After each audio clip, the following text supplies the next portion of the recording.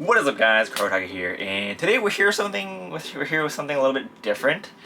So last week, Netflix dropped the live-action One Piece series, which had a lot of discussions before it came out, talking about how it's gonna bomb, it's gonna be terrible, the actors don't look right, and I'm here to talk about the thing because it's released now, and so we can kind of talk about it. To my surprise, I'm actually fairly content with the way it came out. For me, I haven't had the best experience with anime adaptations, and there's only been a few that I actually really liked.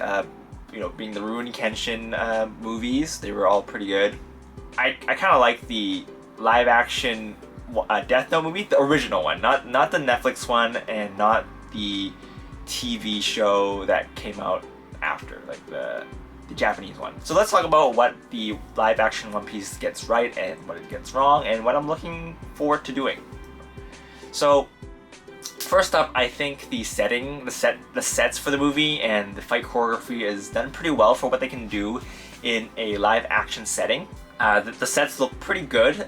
If they converted it into a live action setting, I think it looks right. Like, you'll know that they kind of put heart to it, and it kind of, if you imagine what it will look like in the live action, that's probably how it would look like. And they just need to add the details and whatnot, just because when it's drawn, you can make it look pretty plain and simple, because it's in a 2D format. But when you convert it into a live action format, they have to kind of add more details, textures. And basically, they have to make it look realistic, right? And for the fights, I think they do Luffy's attacks justice. His stretchy arms don't really look that bad. And I think Zoro's fight looks pretty good. I know they did the bendy sword thing. They kind of had an editing error there. I'm not sure if that shot was supposed to be in the final edit, or if someone just missed it. This is what I'm talking about if you guys are not sure. Zoro's sword learns how to use Gear 5. Let's just put it that way. Live action sword fights is kind of the best things you can kind of do in a live action setting, just because swords exist, unlike stretchy rubber man. But even Luffy's gum gum attacks, I guess they call it gum attacks, they look pretty good in how it's presented. It doesn't look overly silly, and it doesn't look out of place. And Buggy's attacks and Gum Fruit abilities look pretty good placed on screen. Also, I think the characters look pretty good for what they can do. I'm glad they didn't make Sanji have the swirly eyebrow and they didn't give Usopp the goofy nose, just because it would probably look pretty weird and very distracting on screen. So I'm glad they went with the more realistic approach, while looking at the character you still know who the character is. Next, let's talk about what they didn't do so well. So what you can put it is, this is a One Piece speed run. They kind of touch all the points, and I think for what they had, they only had 8 episodes. I think they did well in what they could have done. But it's my main issue is, I feel like some of the character developments and the bonding between the friends, the nakama, could have been more elaborated on.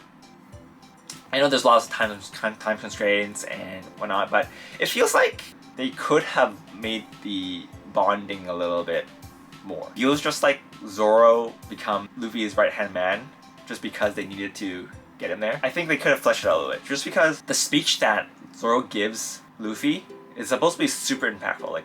Like the speech that he gives him after the fight with Mihawk, I think it's supposed to be more impactful, and I think it was good. It was impactful, but let's just put it this way. It was impactful because you know the history between these characters. If you've seen One Piece, you'll know the bond between Luffy and all his crewmates. But if you are only watching this standalone, I think it will feel a little bit off. So I feel like they could have just given a little bit more time between the characters to bond a bit and whatnot. But they had to speedrun East Blue, So I think for the most part they did pretty good, especially since we don't have to sit through like 50 episodes of the Black Hats arc. That was not one of my favorites, and I'm glad that it's only 2 episodes. So yeah, that's kind of my only little gripe with it. I wish they give a little bit more bonding time between the crewmates. But I think with season 2, maybe if season 1 does well and they have more budget, maybe they can give it like 10 episodes instead of 10 or 12 episodes. Especially the next arc is the Alabaster arc, and I think Alabaster arc has a lot of really good moments. And so I hopefully they can increase the budget and just give us more.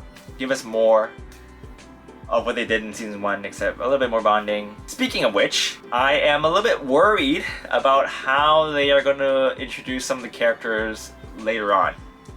So One Piece is obviously famous for its goofy character designs, but I'm not sure if they'll be able to make it look right in live action. For example, prime example is a Chopper, Frankie, Brooke. Not sure how they're gonna adapt those characters in live action, and I think other characters they can kind of worry about later, like Jinbei. They come way later, so I'm looking forward to it, but I'm also kind of dreading it.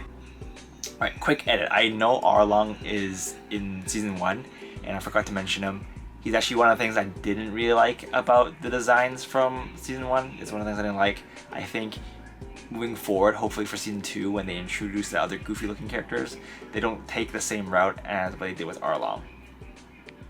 And if they don't put Chopper in the series, I think a lot of people are going to riot. So they're probably going to have to put him in, but I'm just not sure how. Also, probably having a CGI pet is probably going to up the budget up by a lot. So hopefully that doesn't drop the quality and everything else. But I do know Oda has a lot of creative input into the series. I think he wouldn't let the series out unless everything is to his liking. Let's just say I'm surprised, and it could have been a lot worse. So that's pretty much it for this video, guys. Just a quick discussion because I love One Piece. I love One Piece, and I'm really happy that it's one of the good ones, one of the good adaptations instead of one of the bad ones. Because Netflix, kind of Death Note was kind of a letdown. Oh, kind of a tangent here, but I think IGN gave One Piece a 6 out of 10 because it was too faithful to the source material. So I have no idea what they're smoking. The person who wrote it probably likes the Death Note live adaptation. So I guess there's weird people online. So if people are going to complain, they're going to complain. But if you're a One Piece fan and you like this, you should be happy. I'm happy. If you're a One Piece fan that doesn't like it, that's fine. Just keep reading the manga, and you're still going to be able to enjoy good content. But I think the live adaptation of this series is a good entry point for people who want to watch One Piece, but are kind of scared about how much there is right now. Like, if you start reading the manga or watching the anime now, there's a lot of catch up on. So if you want to just dip your toes, if you're new to One Piece and you just want to dip your toes, I think live action adaptation is a good starting point. So if you like it, if you like what you see, go read the manga, go watch the anime. All right, that's enough tangents for this video. Hope you guys enjoyed this video. This is Curry Haku, and I'll see you guys next time. Bye.